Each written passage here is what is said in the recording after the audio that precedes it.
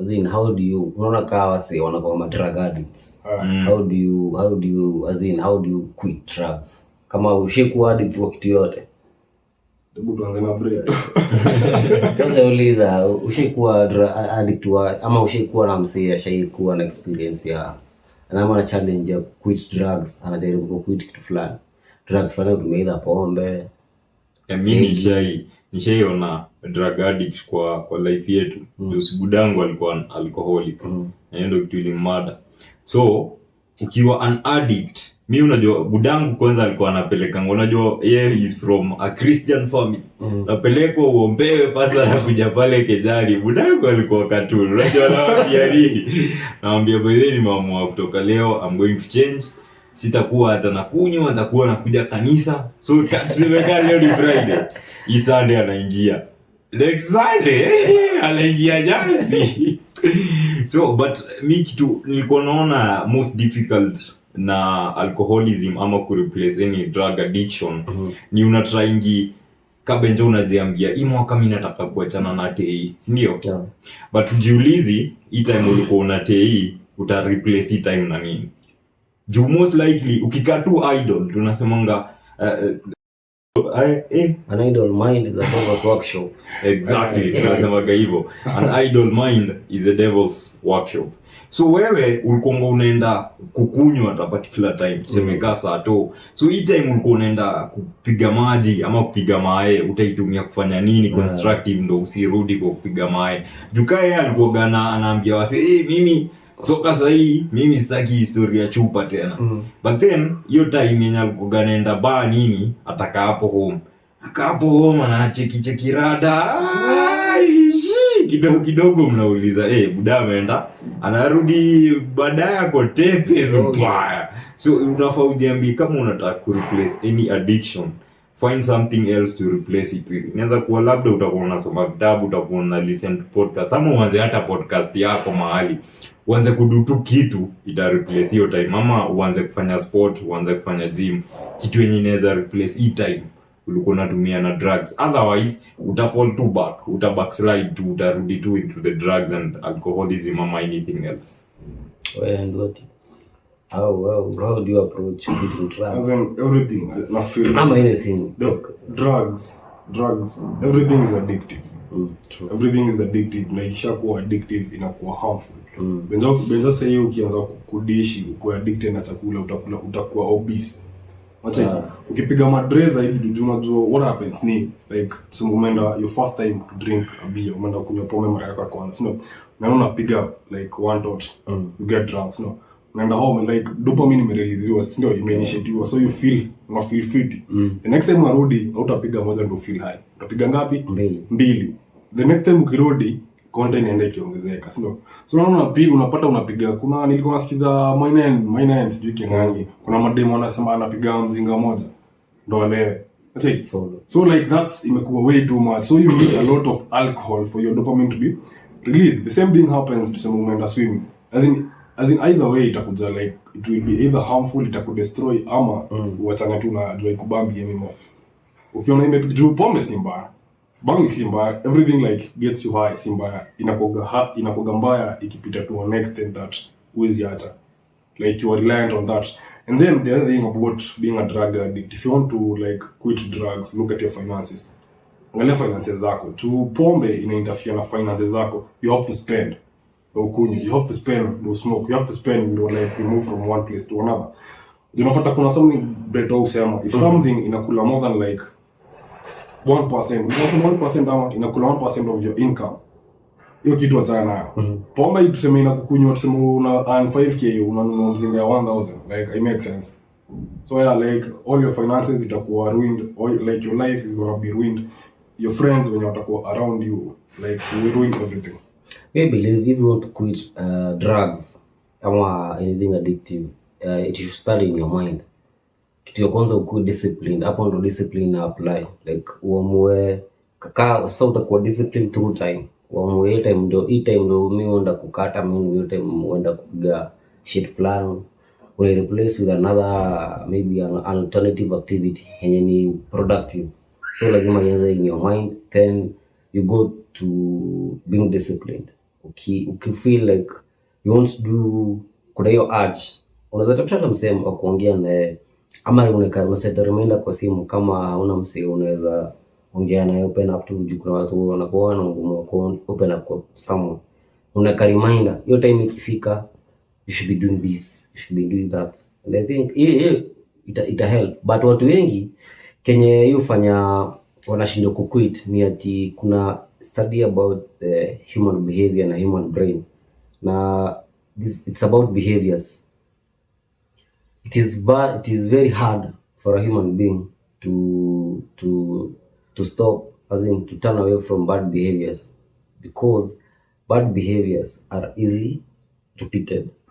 It is easy for it's a habit. It is easy to repeat a bad behavior than to start cultivating a new one. So inahitaji high level of discipline ndio uweze ku start the journey, because easy, like ukiangalia, ukianza kukunywa silikuwa easy, ilikuwa easy ukasema acha leo nipige 2, acha nipige 3 hivyo, but sio time ya kuacha kwa sababu dopamine yako ishakuwa activated na ikujusha zoea, itakuwa ngumu wewe kuacha. But the moment umekuwa disciplined na umeset goal, unataka kuacha, ameshuta utaacha. Juu hata unaweza kuwa disciplined, but kama huja make up your mind, bado utarudi tu ndio chapata dogi kunywa tena. Juu kama unasikia instance ya Nyebreto ametoa, mzee anasema leo nitaacha, na kesho anakaa kijana anasema sasa mimi nafanya nini kwa hii nyumba, si pesa iko kwa mfuko inanisumbua, anasipa anapiga narudi, of which unaona with time when ina affect. So lazima make up your mind to kuacha kitu fulani. But ukiwa unaona kama hujawahi ona the real impact ya drugs. Yeah, true.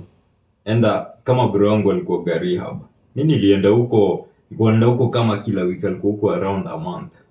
So wale wazee unaona huko, bro, drugs ni mbaya, zitakufanya mbaya.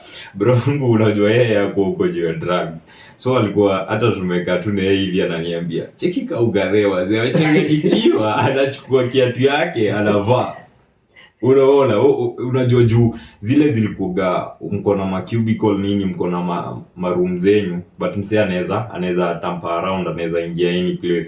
So akiingia kaa yake anapata hapo tu Air Force, tumekaa hapo fit tumaziwa, anasema wow, anagara. Na unajua msee juu uko sure how disoriented they are, wezi mwambie buda hizo ni zangu. So unamwacha tu azunguke nazo, then later realize ijeda si yangu, akamtua toe tena arudishe hapo. So unaweza tell say nani withdraw symptoms tu, walikuwa wanalakio drug kwa system waka msi anakuwa very disoriented. So kama hujaiona the real impact, enda tu rehab yote, proper rehab. Hiyo unajua hata ilikuwa tu ya wadosi nini, ilikuwa fiti, enda tu rehab place, yani ni Kang'ethe ameokotwa huko nje.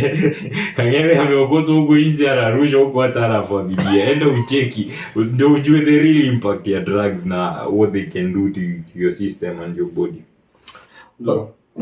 Kiasi. Unajua nikiwa kole, I was kind of nilikuwa napenda pombe. Unajua like that's like a stage, unapiga pombe, unapiga day. But when I was in nilikuwa third year, fourth year, so I was going to class. Then I got a call nikiwa kwa nyumba, kama wewe aje like ilikuwa kwa from my big sister, kanipigia simu akilia, nashangaa like what the fuck. So mimi nilikuwa jipaka hivi, nilikuwa prepare ndio nitoke niende class. Nikapigiwa simu kama wewe aje bro, nikubaya. So the news I was given, like my bro like alipatwa asubuhi amededi. What happened was like alienda kupanda kwa balcony akiwa drunk. Acheki, akiwa drunk akipanda kwa balcony, so akashika 3 face AKPLC. So he was shot to death, and then kutoka kwa hiyo building mpaka chini. From that moment sijaiguza pombe in my life. It's been like 4 years, and that's the main reason sijaikunywa pombe. Juu like kama inaweza chukua msee like in a very simple manner, as in you're gone, you're a goner. And my bro was a young, like alikuwa na his life like the whole of his life ahead of him. So I think drugs are not worth it. Drugs are not worth your life. Drugs are not worth losing your family. Drugs si worth. Unajua hata tuseme walevi, most drunk people they are not able to keep their family intact. Unapata bwana ni mlevi, bibi ni mlevi. The kids they end up hungry. Bwana ni mlevi, amekuja kijani, amepiga wife, amemada ama amefanya nini juu ya one thing, being drunk, being high. Juu hata ukiwa drunk you don't know what you're doing, like uko tu una feel like I'm living in another world. Alafu kitu kingine mchikiwa sasa wenye uchi hizi man, unapata msee anakota makaratasi anafanya nini. So unaangalia msee unaona 10 years ago 15 years ago alianza na kujifunza ile naambiwa piga puff moja, akapiga puff wazeki. So azina kaenda hivyo akaanza kupiga 5 per day, anapiga kinde per day, like haku realize like it was messing up with his perception, ina mess na brain yake. So at the end of the day unapata umeanza kujiongelesha, unapata umeanza your week, uko na depression, kuchanganya na uko na depression, you have all that. Juu kama tuseme for instance I've been there, I've been in somewhere like nishakuwa hapo. So una prefer, should I eat or should I go for being high? Definitely you go for high. Juu like na feel me kama siko high this do shit. I get. Yeah, that's like my feeling. So like drugs are what vile ndo ati unasema hiyo story ya kama mtu kuchizi. Mimi my best friend from childhood, wale unaitaga childhood friends, ule msee hadi budangu alikuwa anatuchapa tukua na yeye juu kitu imepotea hapo kejani. Sahii anakuga amechizi, anaokotaga tu mapepa. Na mimi ndio maana mimi usema I have to make it. Sahii hata nisema naweza msaidia, siwezi msaidia. Hadi nikienda home nienda tu kumgotea na mdani aje kufiti. Tulikuwa tunacheza ball na yeye alikuwa na left mbaya. Azina alikuwa best yangu kabisa. Ile yenye hata budangu ashinda wenye. Wewe mnasaidiana gaje? Achale. But tunashinda tu pamoja. Yeye alikaa mtao after tumemaliza hivi high school. So akakamuko akalan vitu mingi. Alirudi akawa mse different. Hakuwa amechizi akikam. But after stay akachizi. Ndio maana mimi nasema for me the reason naweza taka so much to make it, na the reason siwezi, hakuna an option of failure, ni for wase kama hao. You say hata niambie bravo ati naweza kusaidia nikupelekeria. Sina hiyo do. Siwezi msaidia. Mimi kitu naweza msaidia tu nayo na mwambie bro wewe shikilia tu hapo. Probably nita make it, nitakam nikuokoa. Jua alikuwa ananiambia mazi ananitaga tosh mazi ile skuta make it usinsahau. Azin yuka chini naangalia alcoholism ilichukua budangu. Uni best friend yangu anaumia tu na mcheki, siwezi msaidia.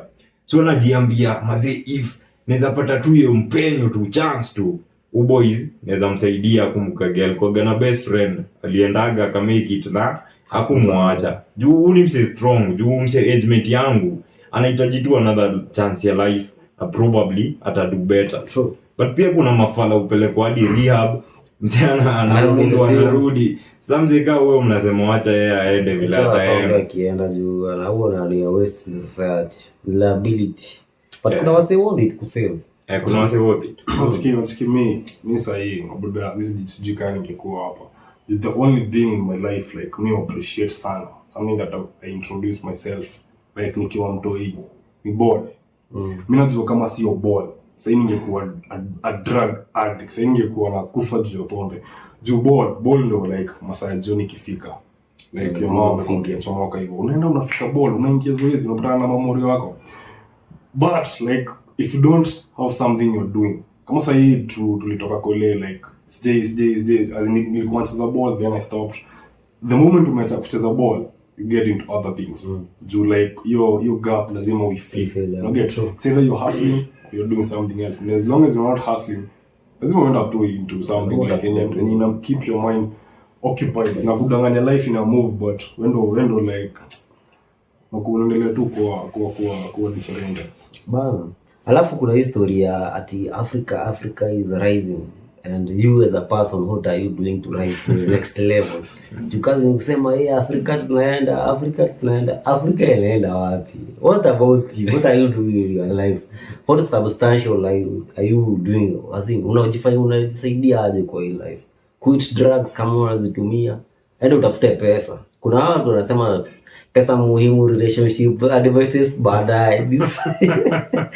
Ni sawa, but at the moment, as Africa is rising, I think, what do you, as a young man, as a young, what do you feel like you should be doing in preparation of maybe of the great times ahead? Because definitely there are great times ahead for us because we are still young and we have the information, we are working toward the resources. As in, what do you feel about this? What do you see yourself in 5 years? 10 years? Mimi na lazima ni make it bwana. But nikiangalia like trajectory kama like sisi hapo watatu, 3 young men who are not doing anything degenerate, build something. He ran for almost 6 months continuously, kila weeks, kila day. So ukiangalia, nilikuwa naangalia tu comments zetu online, naangalia vile wase wanabonga na nika notice kapata napo kuna young men kama sisi wenye wanaangalia wanasema mazee, this world ni kama iko against us, but tuko na one thing in common.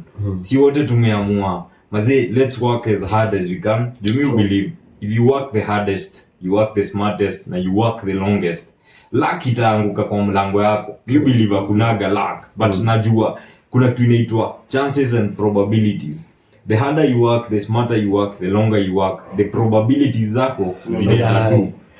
So una imagine if sisi ni watatu hapa, we have been able to get other men, sasa tuko almost 800 followers na subs. Inamaanisha these are 800 other men who think like us. So in 5 years, if all these 800 ama wenye tutaweza kufikia decide it's time to build, imagine your force itakuwa hapo in 5 years. Men will be men, tutakuwa si wame make it and people will be proud of themselves. Na hakuna a better society than a society that has men who are proud of themselves and men who have worked. Unajua Benja, kuna ile umezaliwa into do, umezaliwa budako kuna Ferrari, huoni anything too huge na kuwa na hizi assets. Unaona wewe kitu unaweza dai ni power, uko unaambia kadhe kama na kama. But sasa sisi ndo tumejibuildia hii life yote. Na ndo nasema aje, as men, mimi kuna kitu naambianga Nduati, mimi sitaki 100 million at 95. Juu at 95 mazee, kichwa yako haido viti, mwili yako unatembea na kamki. Mimi nadai tu hata iridi kuona 5 million at 26, 27, as in dosi mingi but ni do sustainable. Benza tukisema tunadai kwenda mahali tunaweza enda. Kuliko ni work all my life and then ile time niko kamuve hapo na umia ndio ati sasa pesa inaingia. Hiyo pesa inanisaidiaje? Hata di yako hata aidu hata uweza. Nasikia kamuve anapakata kadevu kwa hela level shughuli. Lakini dev tuko hapo juu ya do only issue. So tujitume. Mimi na believe there's a big thing, there's a big change that is happening in men in Africa right now and men in general, and I believe tukijibuild over the period tutakamku reap very big. Africa is the next frontier. So the reason why I say this is because like tech-wise tuko nyuma mbaya. So the thing we're doing here right now, hakuna msee ana value yake. Unasema kuna like some people when wanasema like these guys most probably they're doing something, they are like it's a hobby. But ukiangalia tuseme uende place kama Dubai. Look at Dubai 50 years ago. Ilikuwa a desert, kuja Africa has potential. Tuko na like ni vile yani everything. We have everything. We have literally everything. So sasa hii tunajaribu kukimbizana na countries ziko 25 years ahead of us. So sasa hii ukienda tuseme Dubs speed train ni free na unakimbia like from one place to another like 20 kilometers within minutes. Hapa Kenya lazima uchukue nganya hapa hivi mpaka town unatake 1 hour. Now like it's not so like what like nasema if all like some Kenyans, if everyone in Africa anaweza like utilize their time Kama unatoka hapa unaenda hadi tao, you take 3 minutes ushafika kwa ofisi. Kutoka ofisi mpaka hapo unakuja hapa within 3 minutes. Kwa sababu unapata take 3 hours, una take 2 hours, like your beat. Kisha asubuhi unaamka, like your life is, feel your life is hectic. That's why everyone in Kenya, I think uliona hiyo analysis wase like half of Kenya wanataka kutoka Kanairo. Juu ya nini? Juu hii country I move.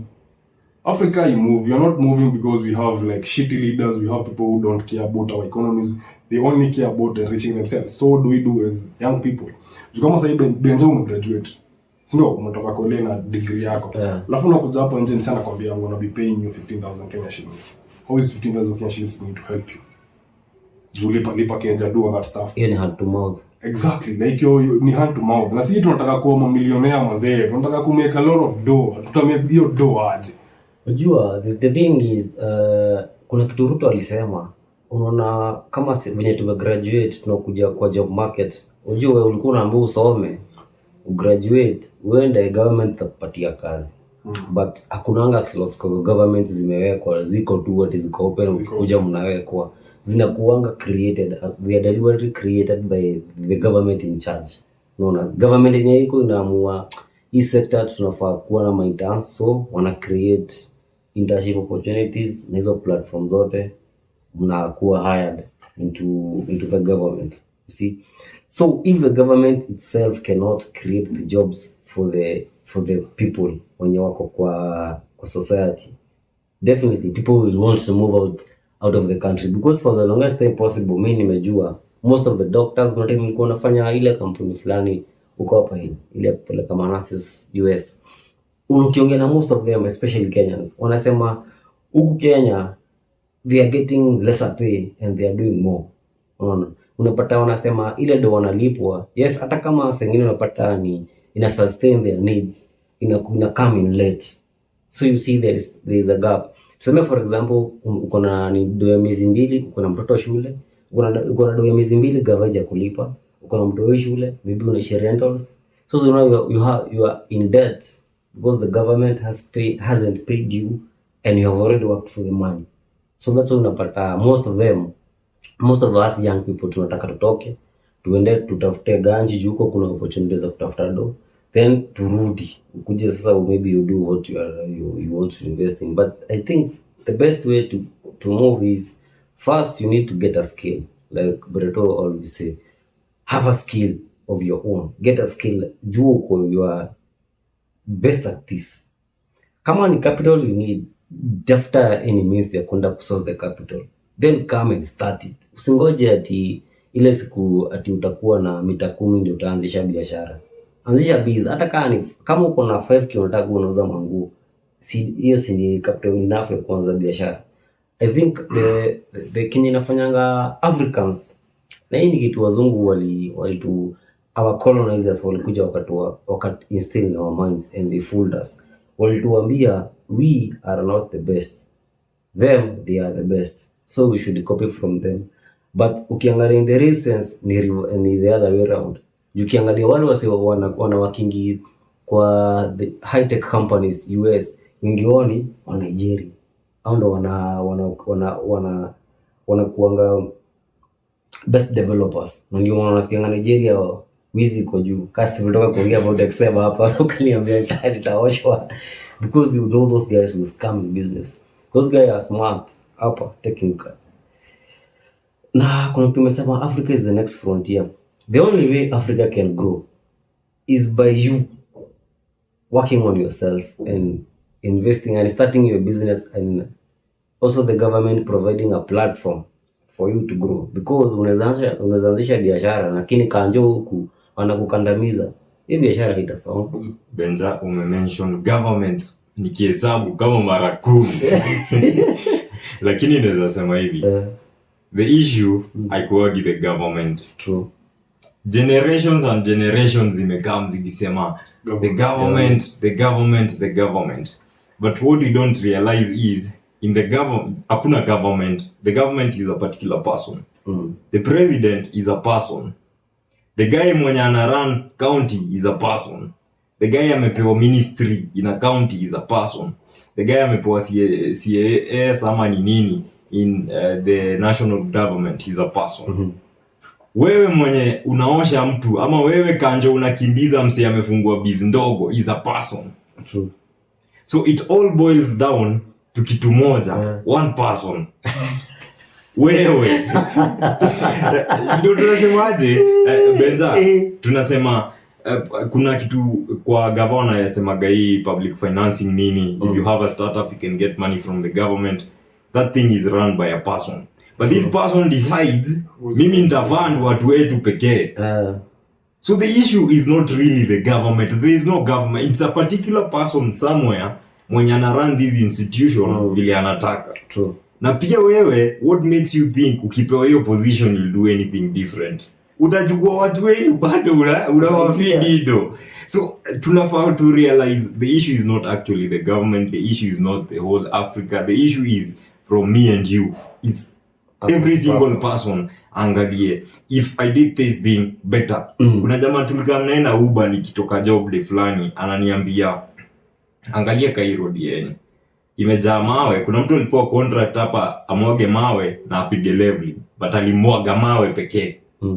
So uni mzee, this is kuna mtu ana run hii company yenye ilipewa hii contract. Angeamua amwage mawe na level road ikuwe flat, kungekuwa na change. But sisi tutabaki tukisema kuna gani last year alipewa contract hapa alimwaga mawe pekee. So mimi nikipewa hii mwaka pia mimi nakuja nafanya leveling peke yake, zimwagi mawe. So tuna cultivate a culture ya kila mtu anakuja shorthand.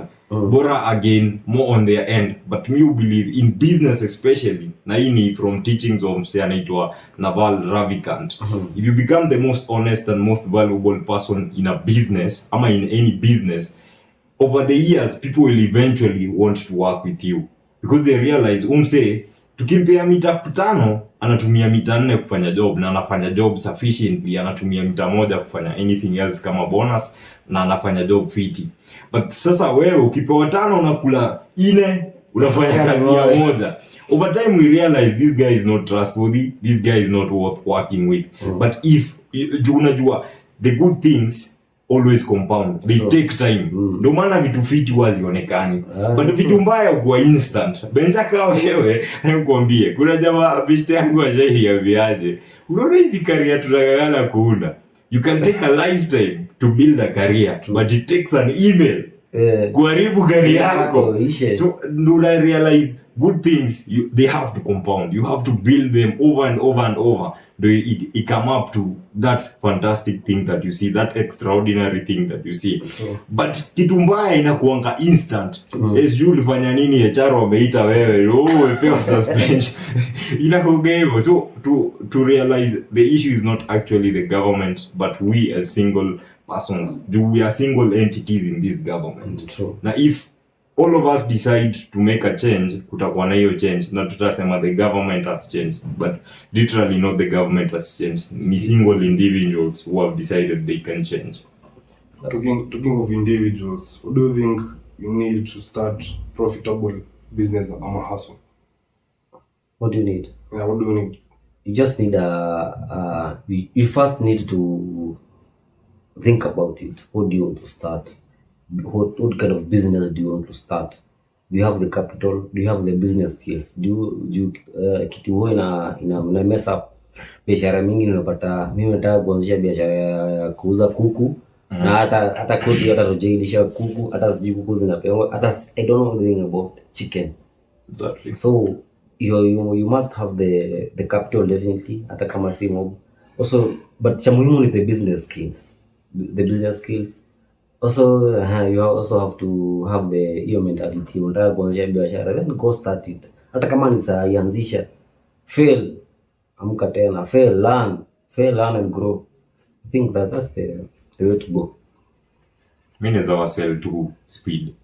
I think mimi in the last 3 or 4 years I have tested over 50 online businesses. Mimi nakuga mtu ule kama nikiambia wiki leo kuna time nilikwambia I think trading is the next big thing, but instead of twende tuka trade, let's sell shovels. We sell the skills. Now what does selling the skills mean? Create content about trading, hata utumie demo account and then you post it online. I think nikwambia hiyo last week na within the week nisha post the first video, hata sijaangalia ilipata views ngapi ama nini. I think in any business, focus on the speed of doing things. Benja eri to fail week 1 kuliko tugoje 6 months later ndo tuna realize this shit ain't going anywhere. So eri to fail very quickly kuliko tukae tu tunagoja. Juu tunasemaga, if the thing starts, imagine if you start a business today and it starts making money, and then mtu mwingine aanze 6 months later and it start making money. I 6 months umemake do hapa, ujamaa hata ikupata. I 6 months hata I get do yenye umeget. So ukifocus on any hustle, any business, no matter small ama large ama nini, focus on speed. I think watu kwanza wenye ujifanya ma creative, kuna wasi usema I am a creative mind, mini thinker nini, wanataka kusema it takes kama 6 months to think about an idea. Bro, hii light bulb ikipiga hivi, wewe ekelea kitu ka unadu. Juka kuna best yangu alikuwa anataka kuanza hizi, alikuwa ananiambia demu yake alikuwa kama model hivi, utu to 10 to bang nini, akona ka following. So ananiambiaje, niko wazee demu yangu naweza uanzishia ka beauty, akuwa na nini, akuwa nauza hizi ma product, unaona akona following nini, wasi watakuwa tu wanabuy wakiona ndio nzuri. So nikamuuliza unahitaji nini, kaniambia natafuta mzee anaweza nipea vitatano. Kwanza na kitu moja nataka kufanya, nataka nifungue a warehouse, ship hizi products, hizi import zote, and then niambie wase delivery itakuwa immediate, same day. Ukioda hivi Benja, in 5 hours tuko hapo kwako na product. So ngabe nikamuulizaje difference ya wewe kuchukua picha za hizi products zote hata from competitors, uchukue ka website hizi hata za weeks ya bure bila domain bila nini, wekele hizo picha hapo, then run ads kama za Facebook kama za Google za hata 1,000, then uget orders. Ukiget orders, watumie tu email uambie check, we are facing a slight delay in the supply because the demand is very high, but we'll give you lipstick as a bonus, the delay. So mse atafikiria hawazi hadi wanafikiria mimi as a customer hadi wanani adia bonus, wananipea nini. So umse unajua alifanya nini mwishowe? Tutakuwekelea wewe ya kula mtu alijua. Angechoma vitatano. Ombia bwana. Also the other thing ni kuna game inacheza hapo wewe gani. In the studio this evening, a pair of strikers with 273 Premier League goals between them, Jermaine Defoe and Manchester walipigwa man. A little later on. Team Manchester. On Saturday evening. Usifunge Chrome. Bana. Also another thing ni kuna rada ulikuwa na nini flag. Unajua mbona msea kusell. Unajua mbona kusell. The main reason was identify a gap. Aka-identify potential clients, but hakuwa kufanya research, hata approach. But ndo tunasemaje, huyu jamaa angechoma mita 5. Ndo watu tunasema start early, fail early, we test hii kitu in the market. Usikae hapo na research. Benyo kufanya research ya 100 pages, but market ile kugoja hivi. Market itakuonyesha wapi. Buda, ingia to the end user. Achana na hizi stories zingine ati sijui anaweza buy. This is what makes them buy. Enter to the end user, try and sell. To break down and try to sell, like the first thing you have to require, come on, like to get profitable business. The client. The client. I'm not doing like that. It's in the client. If you have a client, tuseme kama ushaenda town unapatana na wase. Wanakwambia aje unadai nini, unadai simu. So the first thing umefanya, you're a client. Umsema kuzia hela. No get. But lazima atakutoka do, lazima utabuy, juu ni client. No get. So for me I think if you want like kama dai kutengeneza a profitable business in this age and era, the only thing you have to do is sell information. Sell knowledge and information. Hizo vitu zingine unakaa hivi unafikiria kuanza kukaanga jugu kinde. Hiyo ita make dough, but that's for elderly people. For young guys like us, you need to come up with great ideas. Like honestly, it doesn't have to be a great idea. You only have to look like 10 years from now will this business be existence? Huwezi sema unafungua biz leo ufunge next week. Ya nini? So umepoteza time yako, umepoteza like your energy, umepoteza everything. Hata against. But kama unafikiria tuseme what the greatest people, tuseme kama Jeff Bezos, kama Elon, also walikuwa wanakaivia nafikiria idea, anaangalia idea in a few years time italipa. Hapo angalia nataka kumoka in 6 months. Huwezi kumoka in 6 months bro. Lazima usukume. But mi sipendagi notion ya watu kucompare place ka Africa na majuu vile wana run startups. Hizo place ni two different worlds sana. Kuna kitu moja mimi waambia best yangu fulani. Ukiangalia the startup ecosystem in Africa na majuu ucompare, chukue hata nani, chukue ka Elon, Tesla ndio ikue pali ilifika. Unajua amechukua equity ya dongapi? Amechukua investment ya dongapi? Then ukam Africa. Msena kuambia to run startup for 10 years. Amna salo, mnaishi Nairobi. Buda si utajiua. Inakuwa very different. Inakuwa ndio maana mimi nasema yes kuna hiyo chances ya ita make it. But tuangalie how is the easiest way we can reach to the end user. Juu say majuki to advantage wako nayo ni they get funding very easily compared to sisi. Ilo nampewa funding ya 100 million, jamaa analipa staff wake 50, jamaa anajilipa 50. So hata hii nini kikunywa maji VC ama venture capitalist ndo wamepoteza do.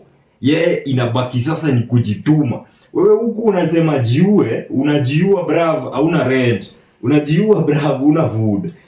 Hiyo ndo maana inakuwa very difficult huko kutoa startup kutoka chini ati bootstrap hadi imefika huko juu. Ndo maana people go for easy physical businesses. Ukiangalia the biggest millionaires and billionaires in Africa, they actually wa vitu kama retailing, wholesale, watu kama go down. Au ndo watu this is a product of identify.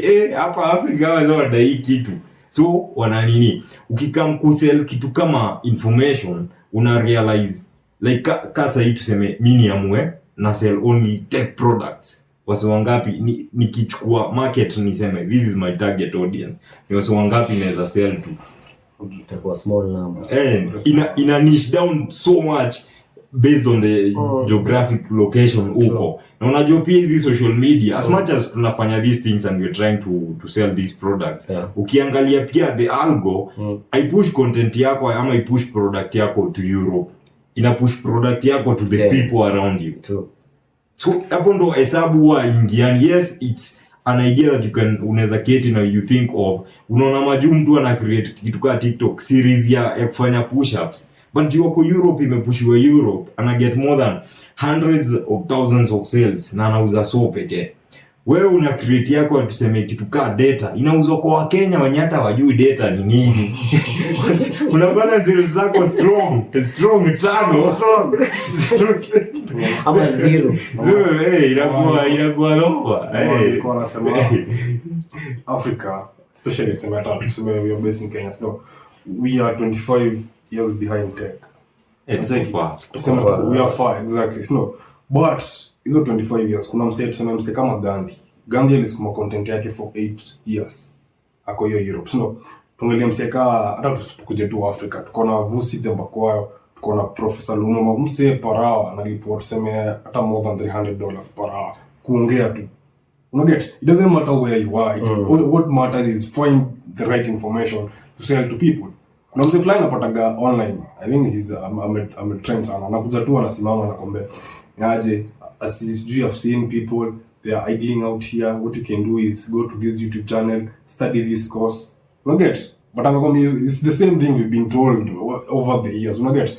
But akwambi how you can make money using this course. Akwambi like how you can make money. Na juu yeye amekaa hapo hivyo anakuzia content. Tuangalie mse kama tuangalie wase wengine, tuangalie mse ka Asia ndabesukuma content yake juu kubanju tu. Sasa hii content yake kufiti, unacheki. Angalia mse like right now you can literally do anything on the internet and make money as long as you're not doing degenerate things. But tuangalie mtu kama Asia. Nani uba hizo dance zake? Dance gani? Nani uko Yeah, make don dances. Kuna ile company tulikuwa tunafanyia kazi, your building. Alikuwa ambassador wa one of the companies there. She's making tunaulizaje? Yeye nani wanachukua hizi dance zake kama things that are worthwhile ama value? Sikia, unajua si value. Sikiza niko explain. So what I'm talking about is leverage and audience. Udema kona audience na kona leverage. What's the leverage? Leverage she can dance. Audience akonayo mo, which means if I come here nimwambie aje nauzaga pombe, nataka upitishie hii pombe through your dances. I'm gonna tujiulize aje. Acha tuweke hiki kitu in perspective. Mbona Moya na is a better dancer than Aziad under the same? Sijui ya branding.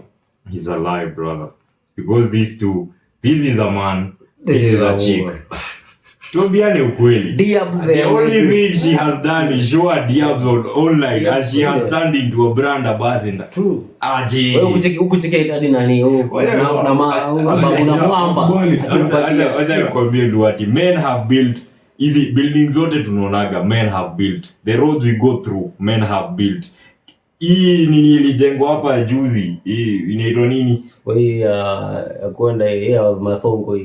Hiyo ile tunatega hapo tukienda ofisi West. Hiyo men have laid all these things. But one thing we have to realize is sahi unaweza ingia kama an OnlyFans lady is making more than hata 300 billion online.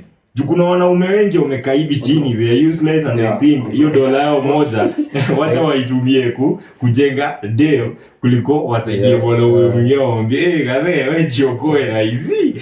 The reason these two people are doing the exact same product, but because this one akona tuseme ako physical attributes nini dem anaikuwa ni kama she has anything of higher value than these dudes. But tuseme ukweli ni these two people should be earning ama should have almost the same value. True. But juhu ni dem na get better chances. Tuseme tu kweli get better chances. But pia si shit on her success na sisemi ati deserve kuwa hapo. Yeye play her game right because pia Moya alifaa ku realize this is a game that is being played na hajue what is the next move on hii board yenye niweza mfikisha to the level how much ile wana get. Juu tuseme kutu kweli. Dem alikuja amepiga nduru juzi tao akapewa brands. Kuja nini? Wewe gane nduru manu mpaka sasa anaumia. So tuambiane ukweli. But kuna ayuko at tops, do there is anything too valuable ana offer. It's just the opportunities zenye zimempata juu ya kuwa feminine. They are more than zimepata uga the mwingine. But Breto, go back to what we always say. Value dem ni from 25 to 30. No, value boy ameanza kusukuma akiwa hard. Wacheki. So kuna hata value like tuseme Moya angesukuma fiti mpaka afike 35 nafikiri angekuwa wapi? Kama go disciplined atafika level. There will always be another Aziad. After a few years kutakuwa na another Aziad. But always replace boy. Pia ni replaceable lakini ajitume kitaraja. But tunasema tu kweli. Who dares yet akona anything too valuable to offer to the society? But unajua bright. Like unajua wanaume wanasema sasa umeongelea like tunafaa kuwa out there building buildings, no, but tuna risk our lives. But bongalia in this case scenario kitambo ase wa news they were risking their lives ndo wakujua report, no. But right now na wana report do yao tuseme Rwabe ama wana report whatever, no. But right now someone is making $70 per hour kuandika blogs, na hizo blogs ame research Google na amekaa at the back of the bench. What I'm trying to say is that like nini zimechange, like everything has changed. So si kama kitambo, times are changed. Juu kama tuseme kama barabara kama Kenya, msikiwa China vile wanajenga nyumba, wanajenga na ma clean wanakuja wanaekelea nyumba hiyo blocks, kede isha within a few minutes. But mimi tunaweza sema unajua sasa kila mtu anafikiria they can make the best ways to make money ni trading, YouTube, content. In 10 years tuta realize develop a gap ya sasa the physical jobs. So imagine Benja, wewe uko na kampuni yako ya mawe saa hii.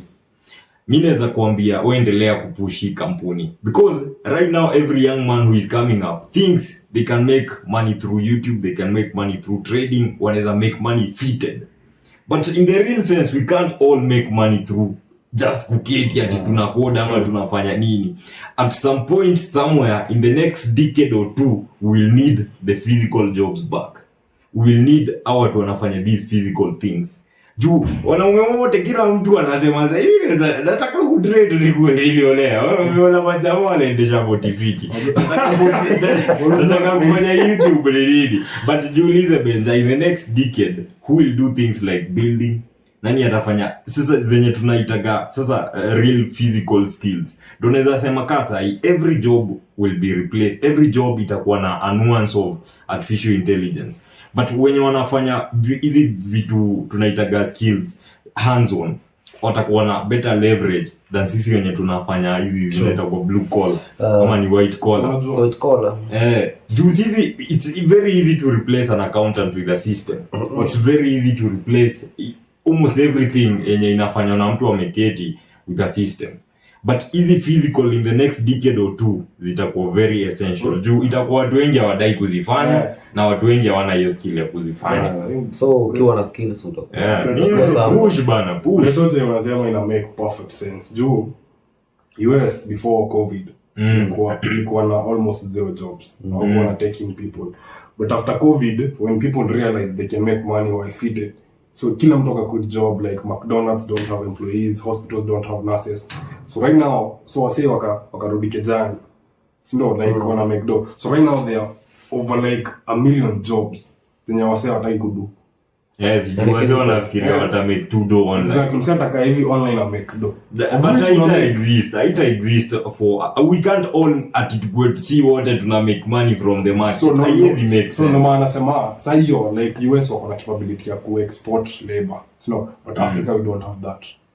Unafanya watu gani kama sasa hiyo unapata wa Burundi, maybe unapata wase kama wa Tanzania wamekuja kufanya jobs huku, Wakikuyu nao unajua ukiramu Kikuyu ni pesa, everyone's working money. But bana feel like yeah, unasema ina make perfect sense. Hizo jobs lazima hivyo tu. Mimi au jamaa mimi Benza nakwambia next mimi kwanza nikipata ka kitu I am investing wala everyone thinks ati do yote kila hatuwezi all make money from the internet. Kila mtu ati kasa hii Kenya ukiuliza kijana unataka mimi nataka kuwa pale TikTok na kula malayo sema buda skila mse kuna knowledge yenye most probably tuko nayo. People down like to be honest hapo nje wase wafikiri watu kwa difference. Juu unapata kama hizi mambo na difference ni mambo na Benjati kama sasa hii nilikuwa bwana Ndudi juzi, so mse tunabonga na yeye namuuliza niaje fiti usikie mimi nimefanya BCom, then I'm like bro, so after 20 years of studying business ulikaa chini hivi ukafikiria ni buy Ndudi, like doesn't it make sense? Maybe hata ni moja kobaza hataki kukubali kama mimi like mimi nimekama up with a lot of businesses, nimekama na a lot of ideas, but na hizo ideas they are legit. After nimeanza wifi company ikafail juu yako investments na do niko do plans niko na no business niko na make more than 20 G's walikuwa ile aliburu yuzi but pia ni business, you learn something. What I'm saying is umeenda 20 years of study, 20 what do you have to show for it? New make sense man.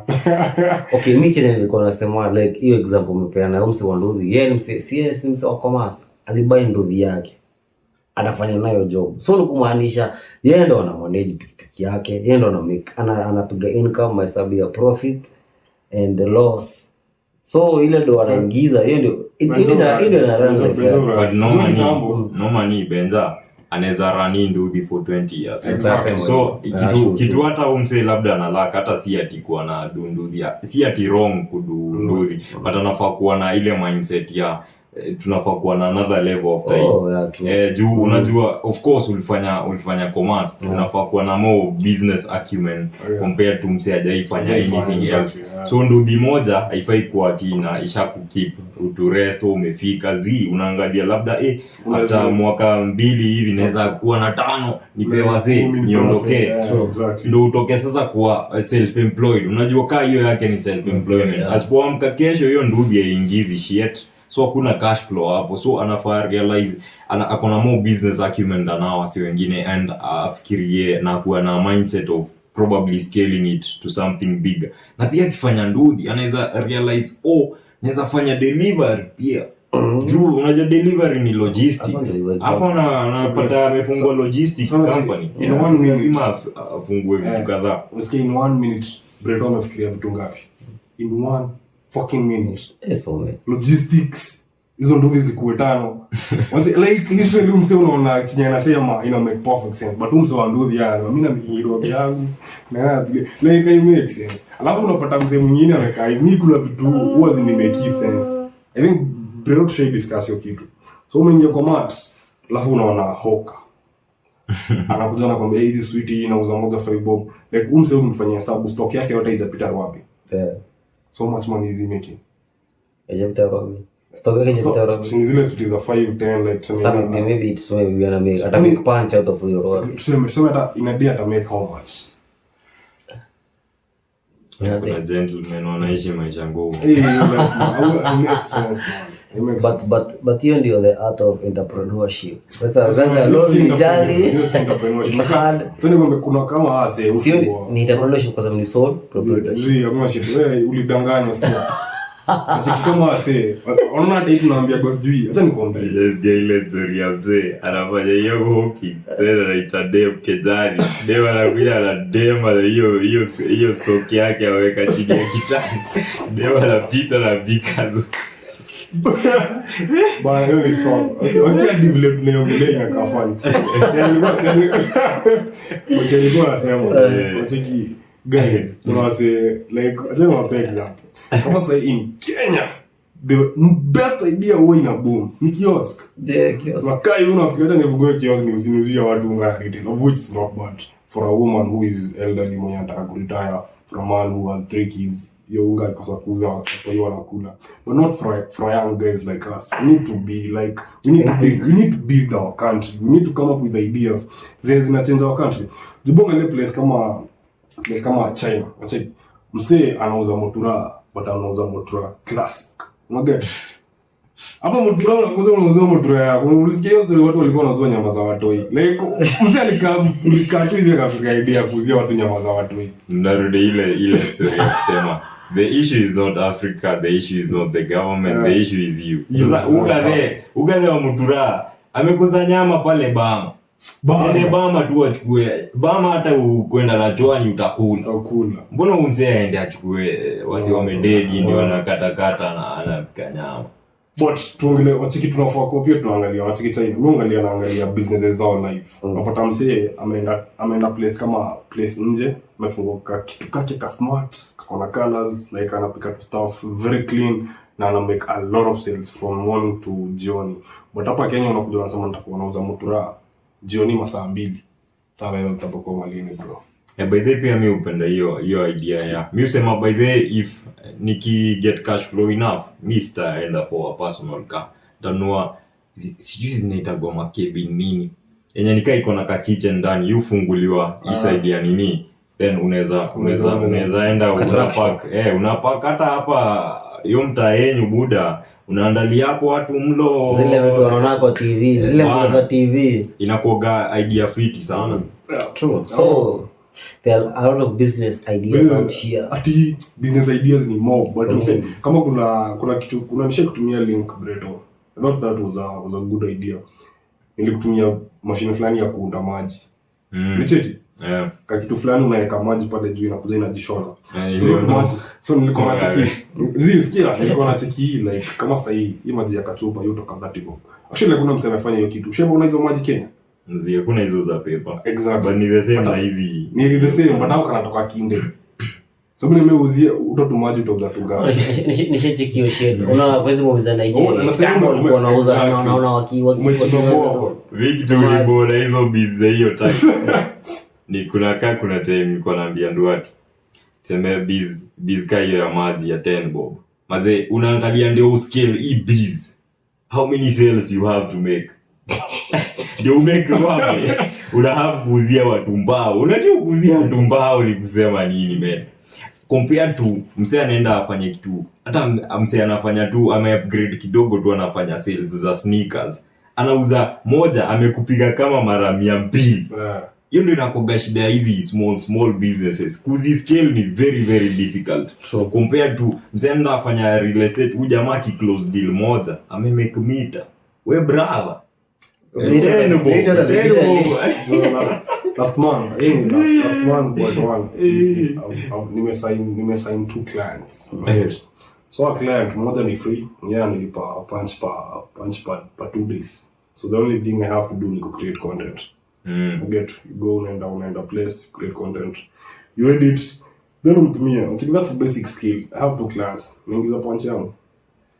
So kama si kama leo sasa hivi nikwambia aje bro, unaweza learn how to edit videos and you don't know how to get clients. First of all, identify your clients, then decide I'm gonna. Kama Breto unasemaga sasa hivi msije kuja kupea job. Chukua hiyo job kwanza, figure out everything else. Ndio utafanya wewe Julia kwa kazi. Yeah, usiondoke do. As long as you have clients, unapata msee tuseme umekaa na msee anakuuliza wapi naweza pata, na kama tuseme wewe umekaa na msee sasa hivi akuuliza wapi naweza pata mchanga, definitely unamwambia mimi najua. But kuna msee tuseme kama msee kama mimi sijui, nikuje niulizwe fala atasema sijui. But mimi juu najua kuna morio najua, unamwambia mimi najua kuna mchanga, nadai gari ngapi, ndio unashtua. And we do business, that's how we make a lot of money, I think.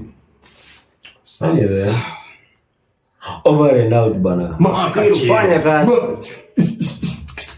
But ina record. Ndio ndo nafikiria. Lakini ya hizi mangi. Akiangalia iko ina record. Yeah. Chakuzoea. Yote